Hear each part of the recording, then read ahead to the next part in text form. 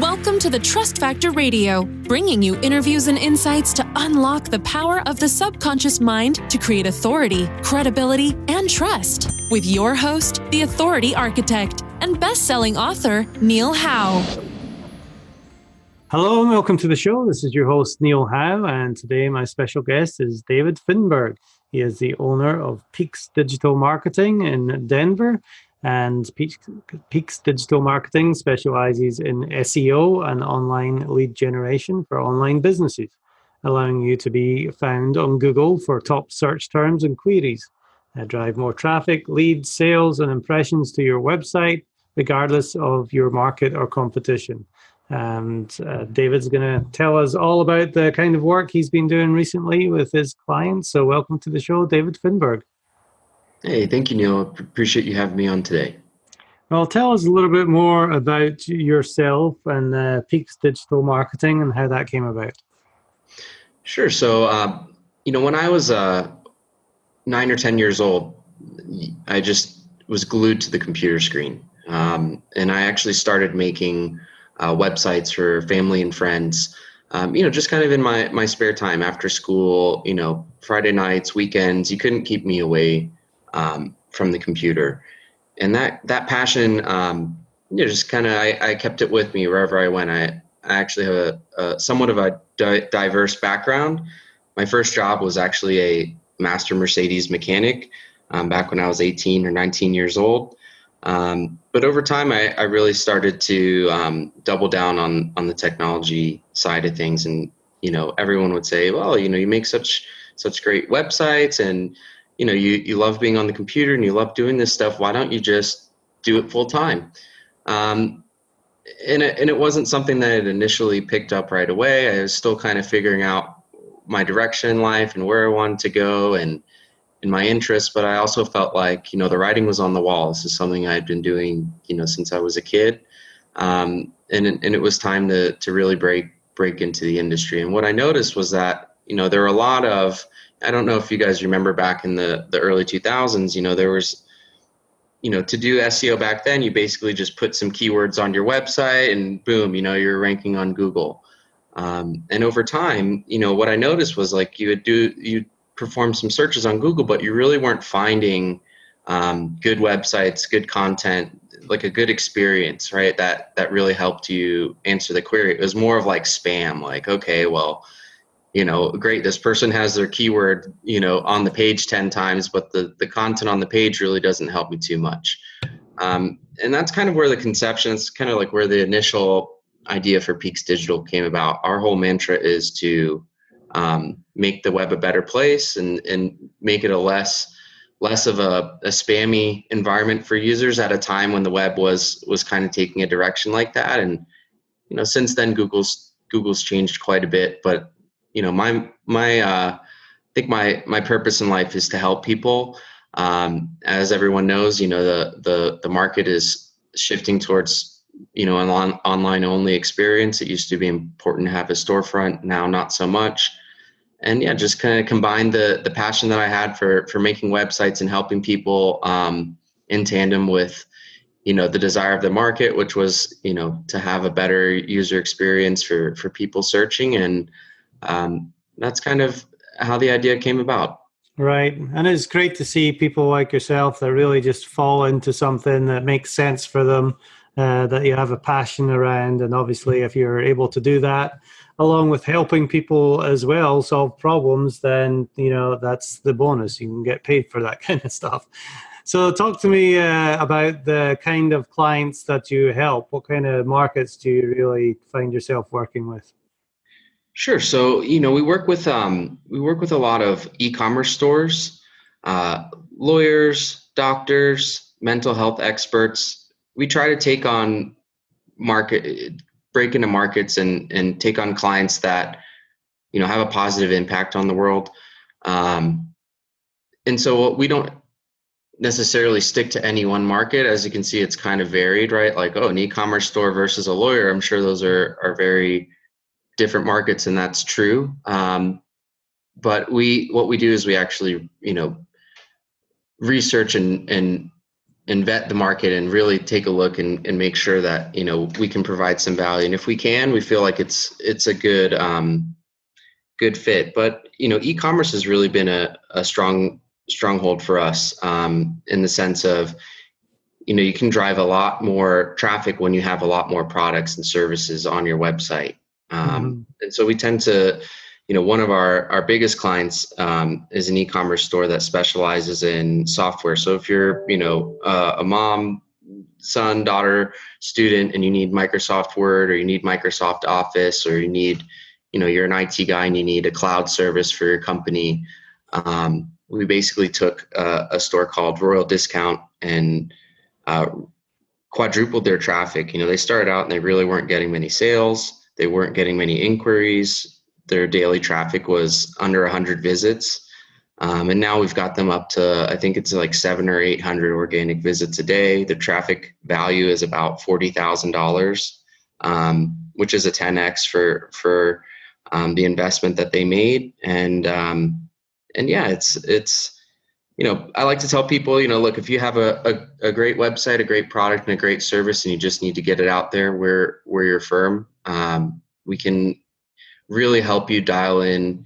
It's mainly about educating and pre-qualifying those leads that come to your website, making sure that they have as much value as possible. And so, taking those top 5 questions that you get asked every day about a specific product or service, getting that on their website, making sure that we're able to address these customers' concerns and pain points is something we're very good at. And we can do that from, both an e-commerce level all the way down to, a local business or, mom and pop kind of restaurant. But our main clients tend to be, a little bit bigger than a local business, someone who wants some national traffic or has a high level service like a lawyer or mental health expert that, really needs some targeted visibility. So what are the major problems that these companies are having? Is it just a traffic problem? So sometimes it can be a variety of things. In some cases, maybe they don't have the right website. Maybe they have some traffic, but it's just not converting, and it's their web content, their web design isn't as compelling. And that's typically where we start. If you don't have a great website, or your website just isn't converting at the level that the industry is, kind of shows, we tend to say, look, there's no point to drive traffic to a site that isn't going to convert. Your lowest hanging fruit is really to, dial in your site and then start, pumping traffic to that. So people come to me and they either need a website or they have a really great website with no traffic. Typically they've, started the SEO process. Maybe they've worked with another firm that hasn't quite produced the results they were looking for, or maybe they haven't done any SEO and are unsure of where to start. And so we kind of take a really transparent, easy approach and say, look, these are the things that we feel you should address. Here's 3 different directions as to how we could get there. And basically ensuring that they have a data-driven approach. So, a lot of the misconceptions and pain points for clients that come to me are, well, I hired a marketing firm, but I just don't know what they're doing. Or I hired a marketing firm and, we're ranked number 1 on Google, but we're just not getting the leads that we need to sustain, the marketing budget that we have. Or we're not getting enough ROI. And so we come in and we say, well, great, let's take a look at your funnel. Let's see what opportunities, let's perform a keyword gap analysis, making sure that you're ranking for the right keywords and not just, a higher quantity of keywords. It's more important to be ranking for the right terms that are actually going to drive traffic and drive users. And then putting together a plan so that they know, hey, if we go with Peaks Digital or even another firm, right, we need to make sure that there's some kind of outline and game plan in place so that we know exactly what we're getting and we know exactly when to expect results. Clients definitely like to know what it is that they're getting and have things explained to them that make sense, rather than just cutting the check and really not knowing where it's going. It's definitely better to be able to put on paper what's actually happening. Talk about e-commerce for a minute, because there's a lot of SEOs out there in the local market, but e-commerce is another avenue completely. And as you said, a lot of the brick and mortars are going away and these e-commerce stores are being more and more popular. What kind of problems do these e-commerce stores have, and how do you help them with SEO? Certainly. So I'd say the first problem that most e-commerce stores have is the site structure. I don't know how many times I've been to, even if you go to like a large retailer like Amazon or Walmart.com, they've really revamped the way that they display products. And it's because, most e-commerce stores have too many selections for people. I mean, you really want to make sure that the site structure has a nice flow to it, that it makes sense. And one of the biggest problems that I see is, you go to someone's store and they have, they just have, tens or in some cases hundreds of products to choose from. And there really isn't any kind of guide for the consumer to say, okay, well, this is the right approach, and this is the category that you really need to focus on. And instead, you just have 100 products that people are unsure of how to compare all of these different options. It's like an overload, right? And so e-commerce SEO is kind of a two-part process. The first is making sure that the user experience and site structure makes sense to the user. Is your shopping cart checkout easy? Are people able to easily find your products and services? Are they categorized? Are you showing people similar products and services? Other items that they might be needing, it's like, hey, are you buying a toy without the batteries? It's kind of an analogy that I use, right? You want to ensure that they have everything they need. The last thing you want is for them to think that they picked out the product that they need, they go to checkout, they buy it, and you're calling them back because, hey, this is a version that doesn't apply to your system. We have 3 different versions. Or, hey, you really need to add something onto this to make sure that you get the full functionality. And I think that's typically a pain point for most e-commerce stores, is that one, they have, some of them will have a lot of products. If you don't have a lot of products, this is really not an issue. But the secondary part of this is to make sure that the user experience and how they find your products, whether you have 5 different products or 500 different products, is kind of systematized and streamlined so that it's very easy for users, especially on mobile, to browse your store. Some interesting things that I found that, just little gems that I'd like to drop for anyone listening would be like, hey, do you have the payments accepted on your product pages? So are you saying, if you accept Visa, Amex, Discover, American Express, I think I already said that, but if you accept all these major credit cards, you should have like an image or a call to action on your product that says, look, we work with all these major credit card providers. If you're not offering free shipping, I think that's a huge low-hanging fruit and potentially missed opportunity, because that's one of the biggest deciding factors when someone buys something is, do they have free shipping? I often find that sometimes they'd even pay a little bit more for the product if they understand that the shipping is free. And it's not, you don't want to get into the bait and switch side of things, but I think if it's a dilemma as to maybe losing a couple of dollars and offering free shipping versus charging $10 or $15 for shipping and making less sales, I would always go for the volume as long as the margin supports it. Mm-hmm. So you've got the user experience, you've got a lot of the positioning, right, in terms of like, are you offering free shipping? What kind of payments are you accepting? Are you promoting trust? And then the second side of it is more of your traditional, what we call on-page and off-page SEO, which is making sure that the features and benefits of those products are clearly displayed, making sure that you have maybe some social proof, some reviews, doing some outreach and getting the word out about your product and featuring it on different websites will not only drive referral traffic, but will also promote some trust with Google and get you higher rankings for product specific terms. If people are searching for a very specific product that gets a lot of traffic, not only are you positioning the store from an SEO perspective, like let's take Royal Discount, for example, they sell software. So when someone searches software store, the homepage is pops up, but each product in itself is an opportunity. So Microsoft Word, wouldn't it be great, if we could get all of your products ranking on the first page as well? And that's more or less what we did for them, is we took a kind of a hedged approach and making sure that you're not just focusing on any one area, you're focusing on the products and services that are going to provide the most value to the consumer, and also, have a nice margin for the business to grow. And combining that with your user experience and making sure that the flow and feel of your store, promotes trust and is easy to use, tends to be a winning combination that, in this particular case, resulted them almost 8xing their traffic or 10xing their traffic in some cases. So how do these small e-commerce stores compete with the likes of Amazon and Walmart?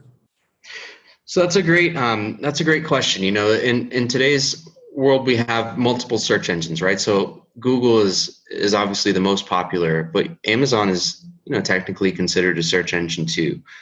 What we recommend, and oftentimes what we'll do is take a look at the market, depending on what kind of competition is found on Amazon and what the goals of the client are. We may say, look, we really want to get some Amazon listings up in addition to the e-commerce store. For a smaller e-commerce store, it's all about finding the low-hanging fruit and chasing the wins. So you really want to identify, okay, if we have, let's say, a $3,000 budget for SEO, let's find the best opportunities, the highest traffic opportunities. And that's part of what we offer in our keyword analysis gap, is saying like, hey, if we want to go really aggressive and we want to completely dominate the market, here's the keywords and targeting that we can offer. And we can rank you above Amazon and all that. But maybe someone's looking on the lower end and saying, okay, well, I really don't want to, I want to go on a couple dates before we marry, right? And let's really figure out what the best opportunities are here. And oftentimes what I'll find is that, there's still a lot of wide open opportunities in the e-commerce markets today. I think that's going to change over the next 5 years as more and more people make the shift. But if one keyword tends to be really competitive, maybe it's more of a long-term positioning with the budget that we're sticking to. We would recommend 4 or 5 keywords that maybe don't have quite as much traffic, but are of equal value, and the margins on those products are good margins for the business owners. And basically saying, hey, like instead of going for the hardest opportunity, let's go for 5 medium opportunities or 6 easy opportunities. And then, once you get a couple wins under your belt and you get some more revenue coming in, then you can dedicate more resources to going after the bigger fish. So it's kind of a crawl before you walk kind of approach. And we tend to find that very rarely is an entire market so saturated that there aren't any low-hanging fruit opportunities. It just requires some creativity and some coordination and positioning with the business owners to determine, okay, what are your second best-selling products? What are your third best-selling products? And really making sure that you're spending every single marketing dollar on things that are going to drive more leads quickly, so that it can get some revenue through the door and start to pay for itself very early on. And from that point, that gives owners the flexibility to and kind of the proof and trust to be able to say, okay, well, this really worked. Now let's go and really go aggressive. So I think starting being tactful and really having all that information to start definitely helps.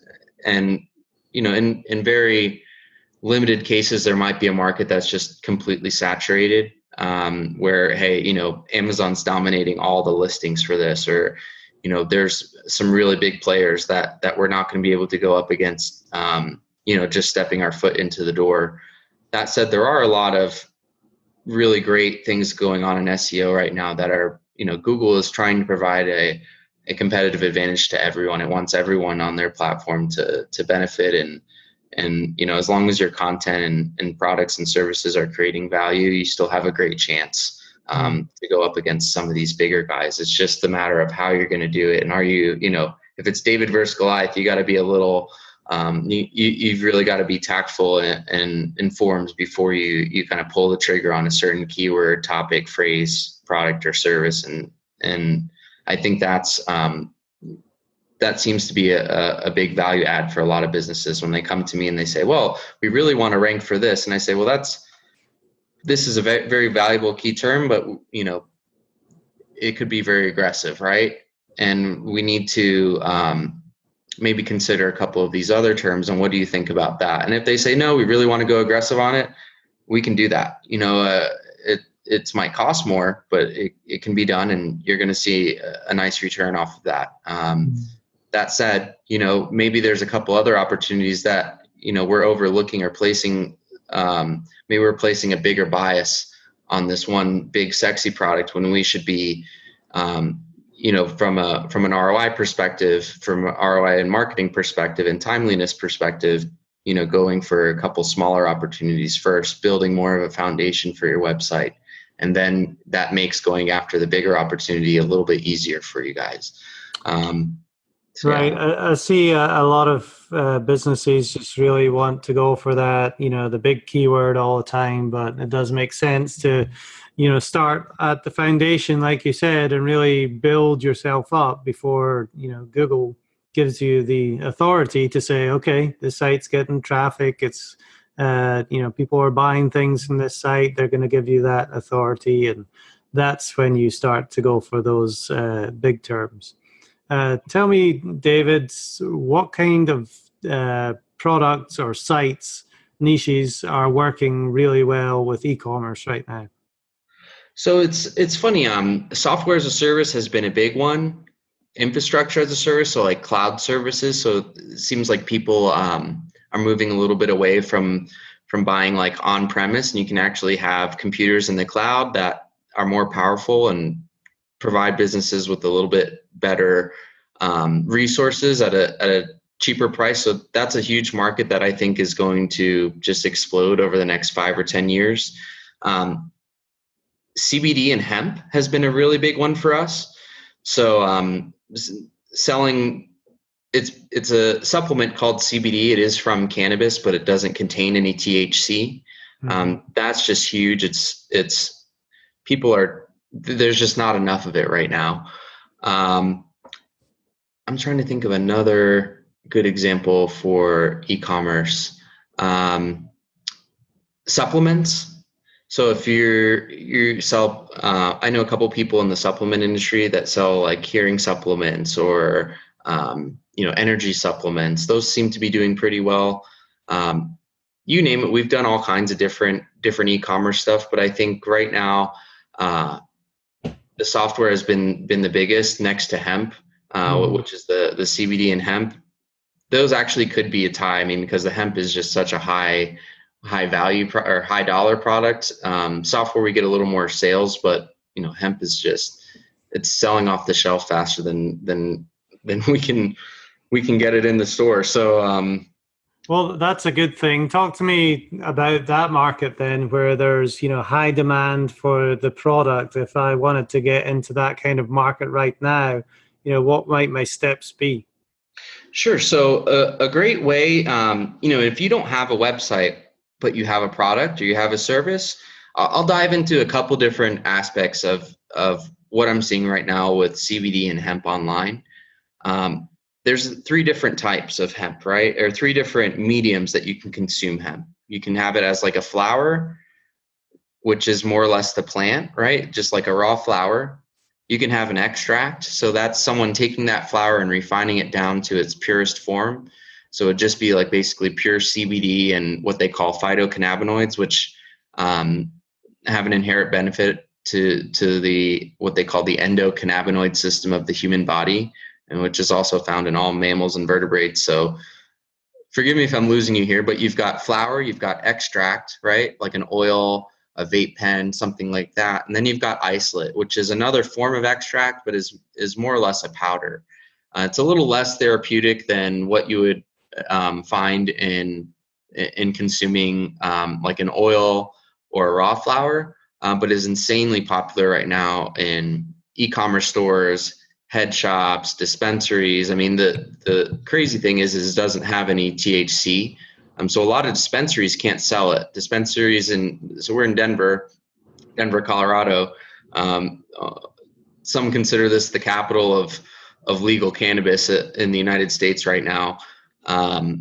And a lot of people can't sell CBD because it doesn't have any THC. These dispensaries are only set up to sell THC products. So it creates a huge demand that people can't, they're trying to go to the store. Maybe they don't want THC in their product. You can buy a CBD THC mix, but what if I'm a parent and I have, I don't want any psychoactive effects, but I want some therapeutic benefits of CBD, where am I going to go? And so if you don't have a website, but maybe you have access to CBD, whether that's isolate, oil, a vape cartridge, what have you, I would say out of all those are pretty equally popular. The vape cartridges, the isolate, and they call it like distillate, which would be like your oil, like a hemp oil or a tincture, are all insanely popular right now. Amazon would be a good place to start. eBay would be a great place to start, posting products on there, optimizing those products for terms that I'm not sure if this is a little over people's heads, but there are basically certain terms that people are searching for with respect to these products, and certain keywords like phytocannabinoids, full spectrum, high terpene. And so if you have access to that kind of product and you don't have a website, or maybe you haven't, you're developing out your website, a good place to start would be to get these products on eBay, Amazon. If you're a wholesaler, potentially Alibaba, but I tend to stick to eBay and Amazon. And you can post that for, I think there may be $9 or $10 a listing, something like that. That was actually something we had tested several months back that worked pretty well for us. We had a website, but we also wanted to kind of expand our presence, or this client wanted to expand their presence, and eBay ended up working really well. Amazon, we actually didn't quite go as heavy on Amazon, but eBay, we just figured, hey, this is working, let's double, triple down on this. So you have a couple different avenues you could go there. Obviously, having an e-commerce store, I think, would be better, because you can kind of build up your brand and you can build back a loyalty to that brand and a certain level of trust. There is a certain stigma about CBD and who you buy it from and what, how it's been refined. And I think making sure that, positioning yourself as more of a healthy organic solution, right? And wherever you're getting that CBD from, making sure that it doesn't have chemicals and things, are all nice differentiations that I think would help sell the product a little more. And basically you're saying that, these are questions that people are asking, and those are the keywords that you're trying to rank for if you have those kinds of products. Exactly. Right. So what are some of the misconceptions about SEO when it comes to e-commerce specifically? So a few main misconceptions that tend to pop up a lot for us is especially when we're making an introduction or first establishing a relationship, is people think that it's a sort of magic, that we're gaming Google or we're hacking Google, and that's just not the case. We've intimately aligned ourselves with Google's best practices and policies, so that we're essentially not taking any risks on any company account. And that's why, through algorithm updates and as Google continues to refine the user experience, we only want their site to rank higher, right? We only want their rankings to get better. And you can't do that when you're doing like a black hat, like a hacking or a gaming of Google. So our process is simple. It's not, the misconception is that it's magic, that it's some kind of voodoo we're doing in Google. I respect that. It's a interesting perspective, but the reality is that we're just helping create really well-engineered assets that help answer the customer's pain points, questions, and driving traffic to that. And as a lot of people don't know that Google is actually measuring the engagement on your site. So if you drive traffic to a site and no one's engaging, guess what? Your rankings are going to drop big time.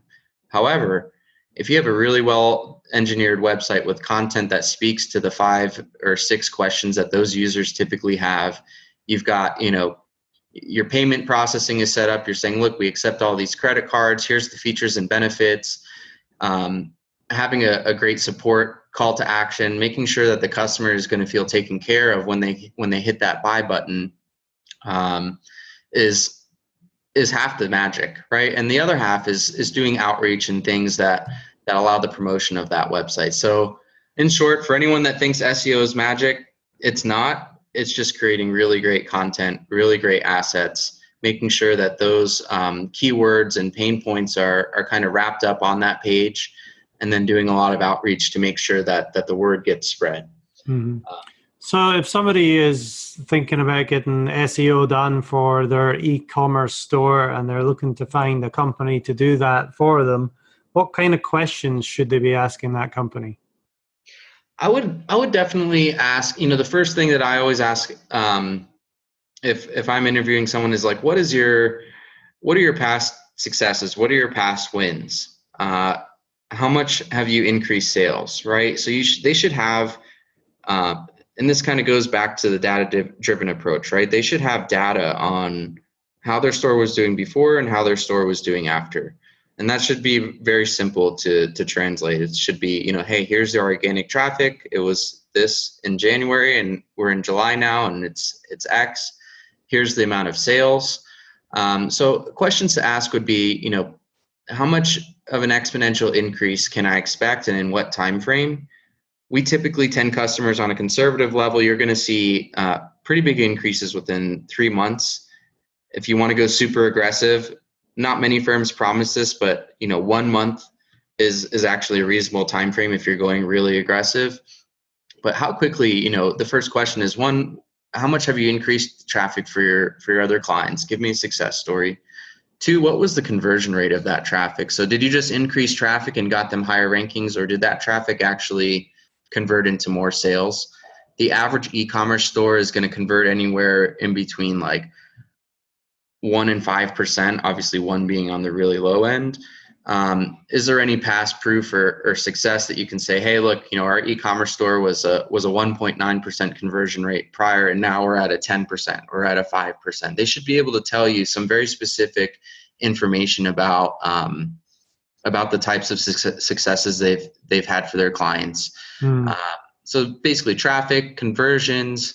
I would also ask if they, what is their time frame, right? And what expectations can be set around how quickly you're going to rank and how quickly you're going to start to see sales. And the third would be, do they help with any of like the content strategy? Let's say there are certain pages on your site that could use improvement. Are they going to be able to really help and dive in and be a resource for you, or are they going to push it back on the customer? And that tends to be another pain point, which is, hey, I'm paying this SEO firm, but now they need me to write content here and they need me to write content there. The reality is, if they're the subject matter experts, as we see, we feel like we should be providing those services. We should be researching the market. We should know that market enough to be able to identify what pieces of information are missing and be able to kind of add that in. So there's different levels of service. Not everyone's going to provide the content piece. But at the very, very minimum, they should be providing, some kind of use case and success story detailing the amount of organic traffic increase over what time frame and what those conversions, what was the conversion rate of that traffic? Did it increase? Did it remain the same? What did that correlate to in terms of sales? And that should be pretty standard across any e-commerce SEO or optimization firm. Mm-hmm. They should have those answers immediately. Well, speaking of those answers, tell us about a couple of the successes that you've had. What kind of issues did they have when they came to you? What were you able to do for them? And ultimately, what was the result for the company? Sure. So I'll just go back to Royal Discount. This is the software company. And they approached me for 2 reasons. They said, look, the market's shifting. We have all of these new products and services. We've typically been a SKU-based business. So they were selling like a boxed version of Microsoft Office or a boxed version of Windows. And the market was actually moving towards more of like a subscription base, like with Office 365, instead of buying that boxed Office or boxed product, you can now, essentially lease it from Microsoft for a low monthly rate. So that was the first thing, was that they needed better positioning in an area of the market where they weren't present in, because they had only focused on like the box products for so long. They weren't ready to transition. They weren't ranking for any keywords in these new kind of cloud and subscription model markets, which is where everything is kind of moving towards. So they were a little concerned. And the second thing was they actually had a competitor that started to outrank them on a bunch of terms, and was their sales had essentially, were taking a nosedive quickly. And they said, look, we really need some help. Our traffic's, not doing so great. We're not positioning ourselves for the market that we ultimately need to be in over the next 5 or 10 years, and we need your help. And we came in, and when they started, they were getting 100 organic users a day. This is a business that had been around for quite some time, and had a lot of organic presence, and just wasn't, it just wasn't doing anything. It just was sitting at about 100 users a day. And so within the first year, we quadrupled that. Within the second year, we doubled that again. And so they went from 100 users today up to 900. I think today, as of this week, we're sitting at about 900 users a day on their site. And that's increased their organic conversions, basically tenfold in terms of what they're doing sales wise. From a conversion rate perspective, we identified a few things. Their site was good. They had a lot of reviews, but those reviews were nowhere to be found on their website. And they actually had a very high cart abandonment rate. And so we did a couple of different things. One, we went through and simplified the structure of the site to make it easier to find our most popular products and services. We said, look, this site has 1,600 products, but you guys really only sell on a daily basis these 30 products. These are the most popular products. We need to make these products easier to find, and essentially reduce this abandonment rate of the site from people becoming overwhelmed. So we created a better site structure for them. And then on top of that, we added some social proof, right? We made sure to prominently display reviews. And the third thing we did was we actually added it was like an incentive. So if someone was, in software, it's a price game. You can buy the same product at Micro Center or Best Buy that you can at Royal Discount, but Royal Discount's price is why you would buy it online, right? And so we gave some extra incentives to not only spread the word about Royal Discount, but to give customers who might be on the fence and are really, really just looking for the best price at the most convenient location, right? Maybe they just go buy it from Micro Center for $5 more and get it today versus wait overnight or a couple of days shipping. And so what we did was we installed a tool that would basically offer customers an additional discount to like our Facebook page, comment on a video of ours, leave us a review. And we found that alone was able to increase conversion rates by a whole percent point. Mm-hmm. Well, that's tremendous. That makes a huge difference to the business to go from, 100 visits a day and then 10x in sales. That's what it's all about. Well, David, it's been very interesting listening to you today, talking about e-commerce and, how to get those products in front of eyeballs and get them sold. If somebody is listening to this and wants to reach out to you, what's the best way for them to do that? Well, the best way to reach out is to contact me via email. It's going to be David@Peaks Digital Marketing. You can find us on the web, on Facebook, peaksdigitalmarketing.com. We also have, telephone if you prefer to call in or chat on the website. If you want a free website audit, or, you just have some questions and are looking to, get started in the right direction, we'd be happy to help. Feel free to ping me on Twitter as well. My Twitter is ContentKingFin. Excellent. Well, e-commerce is definitely growing. It's a great business to be able to get in if you know what you're doing, because there is starting to be quite a lot of competition out there. Need to make sure that you're doing things properly, and David is certainly one that can give you advice on that. So David Finberg from Peaks Digital Marketing in Denver, Colorado, thank you very much for being my guest on the Trust Factor Radio today. Thank you so much, Neil, for having me. It's been a pleasure. And to our listening audience, if you like what you hear, hit that like button and share, and we'll see you next time on the show. You've been listening to the Trust Factor Radio with Neil Howe. To learn about the resources mentioned in the show and to listen to past episodes, go to thetrustfactorradio.com. To get a copy of the book, The Trust Factor, go to thetrustfactorbook.com. If you are ready to act now and build your authority, credibility, and trust, schedule a consultation with Neil at theauthorityarchitect.com.